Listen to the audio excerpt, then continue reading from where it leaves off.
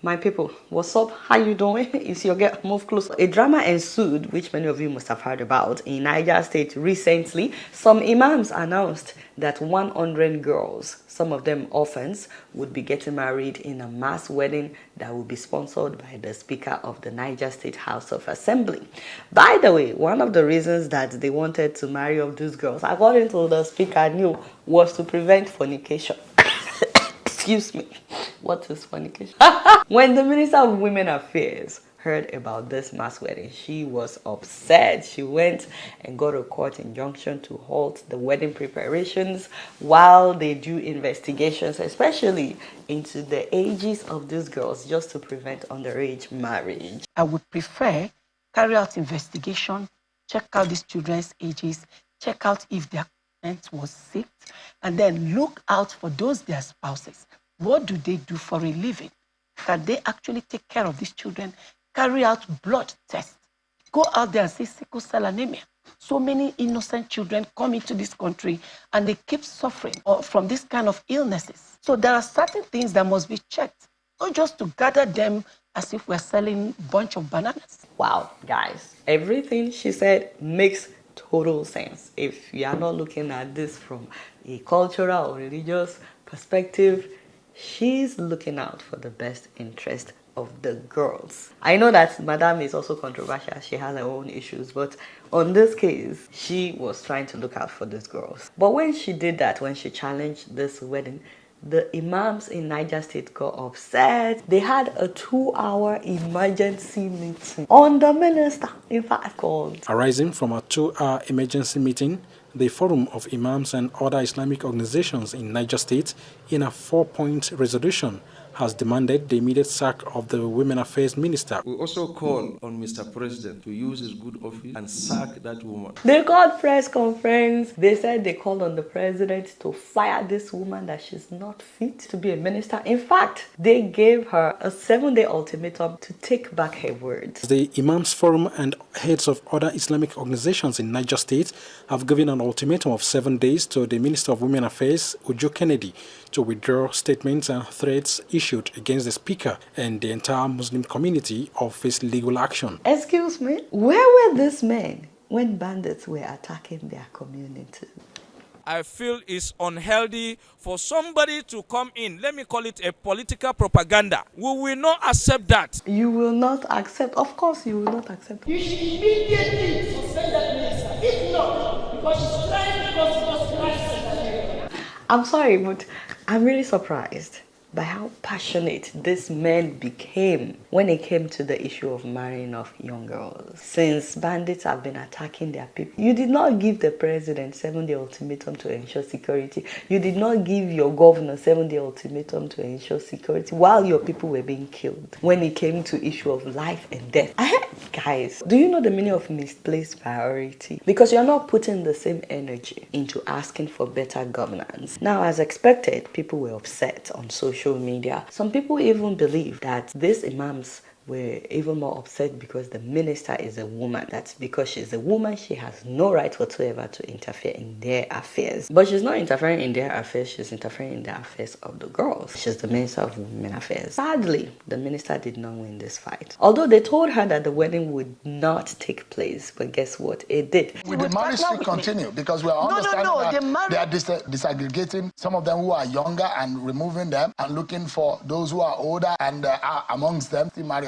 Is the marriage still continuing? The injunction said the marriage cannot hold on that day. I'm believing more on the emir, who told me by himself that the marriage will not hold. And when she knew that they were going to do the wedding by fire, by force, when she knew she wouldn't win the battle, the minister went back on her words. She decided to support the wedding. She sent people there to investigate that there are no underage girls among them. Those are the girls that you are seeing on the screen. I don't know, it's up to you. Do you think all these girls are 18 and above or not? You guys can decide that. But I really like the fact that she still went ahead to empower the girls. We have partnered together to look into how we empower these children, take them to school, make their lives better.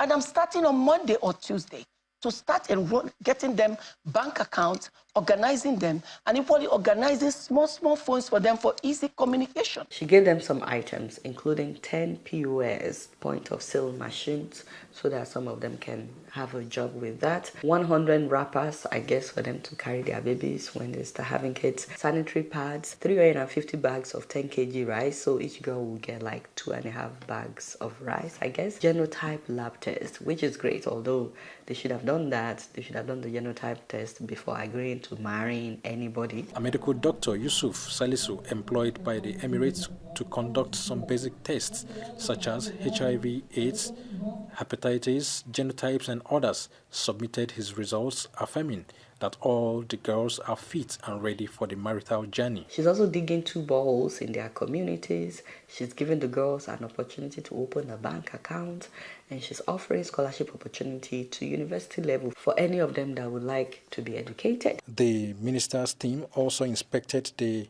100 sewing machines procured for the girls to empower them in fashion design. Now, I understand a lot of people saying that in some parts of northern Nigeria, if a girl is orphaned and she's not married, that she may not be protected, she may not be treated well, and she may not be respected. In other words, they actually believe that marrying them off is empowering them. They genuinely believe that. Some of the brides and grooms expressed their happiness about the peace that has occurred, maintaining they were of age and not forced into marriage. Are we not happy with this improvement?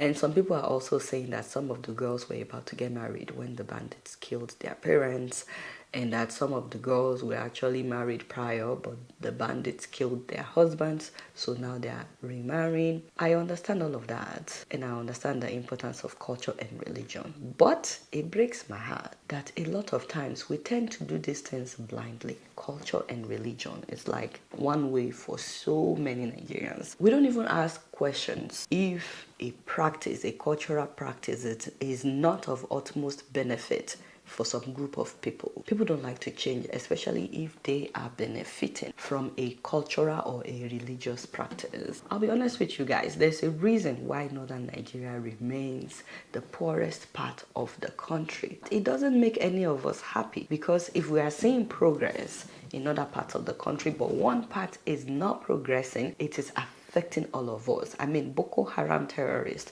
bandits, they've been coming from the north, where the poverty rate is really high. I'm not saying it's limited to the north. Please don't misquote me, don't misunderstand me. I'm just saying we have seen firsthand what can happen when poverty prevails in certain parts of the country. And it looks to me like some people are determined to keep their own people in poverty, especially their women. Because marrying off young girls, instead of getting them educated and empowered, will continue this cycle of poverty. Because they start having kids as soon as they get married in poverty, because everybody is now depending on the husband's income. If these imams, if these religious leaders, if this speaker, if they all have the best interest of these girls at heart, if they want them protected, respected, and well taken care of, they will make sure that these girls are educated and empowered and getting trained in a trade so that their lives don't stop if bandits attack again. They will make sure that these girls can make their own money. People respect somebody that has money. Religious leaders, cultural leaders need to understand the meaning of empowering people.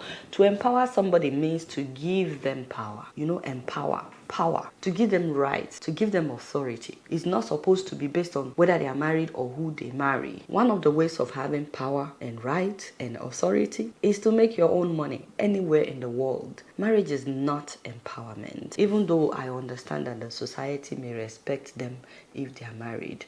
But let's not forget that some of them were allegedly married, but their husbands were killed by bandits. That's why the empowerment cannot be based on whether or not they are married or who they marry. As it is, some of them will not be first wife, and without a job of their own, they are about to add to the man's expenses. If we don't want this cycle of poverty to continue, women must be empowered. So all those things that the Minister of Women Affairs did, those were the things that the religious leader, the speaker, was supposed to do. The speaker could literally send all these girls to university. They can send them out of Niger State to go and study, empower them. They can train them to have jobs and promise to sponsor their wedding as soon as they are done with school, as soon as they are done with their trade and they have their own shop, they are making money, then sponsor their wedding. If she's making money and he's making money, life will be better for everybody. One of the problems that we are dealing with here is bandits killing parents, killing husbands, killing families, killing people. We have not put a measure in place to stop these killings. These imams, these religious leaders have not gotten upset enough about the bandits killing people, but they are very quick to, marry off the victims of banditry. From what I heard, there were like 200 plus of them that they wanted to marry off. But the speaker said that he could only sponsor 100. The governor of Niger State, Governor Mohammed Umar Bago, was the one that was spraying money on the street in that viral video that you must have seen. It is very, very important for him to add security to the top of his list so that young girls would not have to be married off by religious leaders when they are supposed to be getting an education because their loved ones have been killed by bandits. And the society now believes marrying them off is the only way to empower them. So as it is, 100 of these girls were married on Friday the 24th of this month, just as the imams had announced that it would be. Let me know what you guys think about this story. Now, speaking of empowerment, guys, being able to communicate in another language is another form of empowerment. So if anyone would like to sign up for Yoruba lessons or sign up your children ages 8 and upward, my mother in Dallas, Iya Gold, is still taking registrations up until June 7th because classes will start on June 8th. It will be a 12-week program. Every Saturday from 10 a.m. to 1 p.m. Texas time. You can join from anywhere in the world, but you will start with the Yoruba alphabet pronunciations, greetings in Yoruba, the days of the week in Yoruba, how to count in Yoruba, common verbs and simple sentences in Yoruba, introduction to Yoruba culture, Yoruba foods. You will even learn how to make some Yoruba foods. For example, you will learn how to cook everything that you can cook with beans. You will learn how to cook everything you can cook with yam. You will sew apron, duster like we used to do in Yoruba class that time in secondary school. In fact, they will teach you how to cut and sew iro and buba. All of this for $175 plus a registration fee of $25. She has textbooks that will help you. Please contact her to buy that ahead of time so that she can ship that to you before classes begin. Her number is on the screen. Please call her. And I am ending this video with a birthday shout out. Ladies and gentlemen, please help me greet Madam Fayoba Njoko as she celebrates her 40th birthday. Oh, she 4 decades as in. Her husband, Mr. Oladipo, said that she is the heart and soul of the family, embodying love, strength, and unwavering support in everything that she does. He said her kindness touches everybody she meets. He says she balances work, family, and personal aspirations with grace, inspiring those around her to strive for the best. And then he talked about her smile. Oh, my head is sparking. He says she brightens their darkest days with a melodious laughter and joy. Madam, your husband and your children, Dara and Zion, those are 2 names of my daughter, by the way, you need to pay. They are reflecting on the wonderful moments that you've shared together and looking forward to creating new memories together. Happy birthday from your husband and your children, and of course from me and Kolidowo Oshe. Did you guys click the subscribe button yet? Don't forget to subscribe if you're yet to. Alright y'all, it's Miro and I'm keeping it right up in here. Don't forget to follow me on Facebook, Twitter, and Instagram, and if you're yet to subscribe to my channel, I'm watching you on Plasma TV. Press the subscribe button and the bell button. Until next time, I must see you all later. Peace out.